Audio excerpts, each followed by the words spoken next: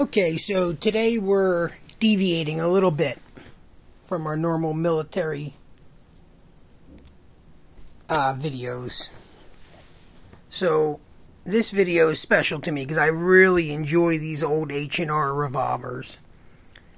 Specifically the Young Americans and the American models. They were basically a budget-oriented defensive revolver. They made them in a bunch of different variants. So they started making these Young Americans and Americans in the late 1800s, like 1884 until the outbreak of World War II, 1941. So that's about 57 years in production. They basically made two models, okay, but different variations of those models. So what you're looking at here is my favorite. It is the safety hammer model of the Young American, and you can tell by the way the barrel's marked CTGE 32 Smith & Wesson that this is capable of shooting, you can shoot modern 32 Smith & Wesson out of it. Some of the older ones without the serial numbers and the barrels don't have any markings on it, they're black powder only. So you can see the condition varies on them. I would shoot the newer ones. I probably won't shoot the older ones, although all of them seem within spec and within timing enough to shoot if I wanted to. But I just don't want to try to source Smith & Wesson black powder rounds. I probably will shoot the safety hammer, Young American.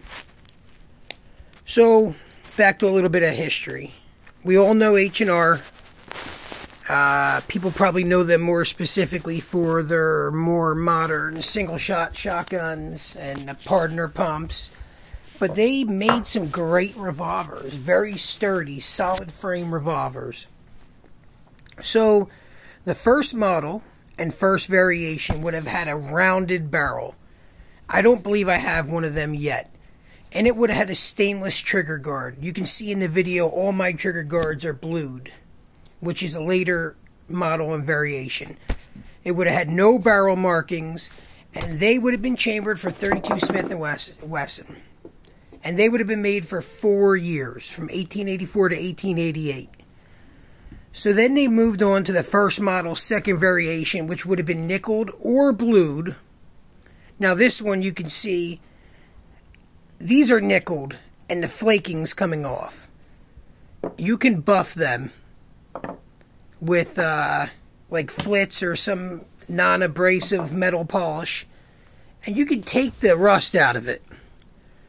So I'm going to tell you a little bit more about the variations, and you can also look at the card I got that gives you information specifically on a Young American. Feel free to pause the video if you want to read up on it. You can buy these cards on eBay, I think. So, the first model, second variation, would have been nickeled or blued. It would have been made from 1888 to 1897. It would have been marked Young American Double Action. The first model, third variation, would have been nickel or blued, but all of the guns would have had blued trigger guards. And this is where they started putting the company's name and address on the barrel. So after 1900, they started offering different barrel lengths as well. Now, here's the second model. We're moving forward. I do have a second model. I have a couple of them, actually.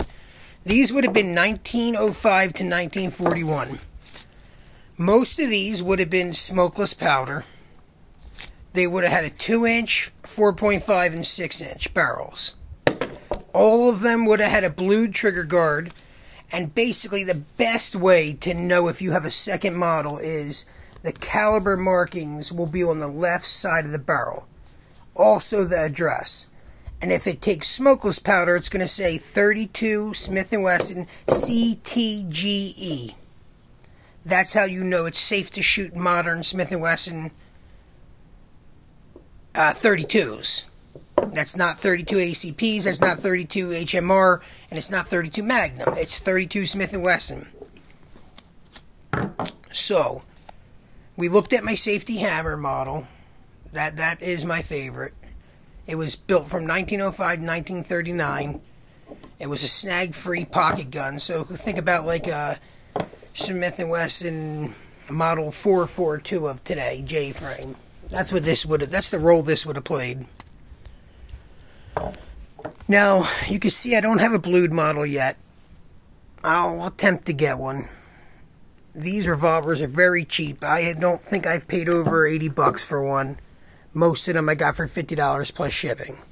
If you have your C&R license, they're C&R eligible, which means you can get them to your house in most states, in most instances.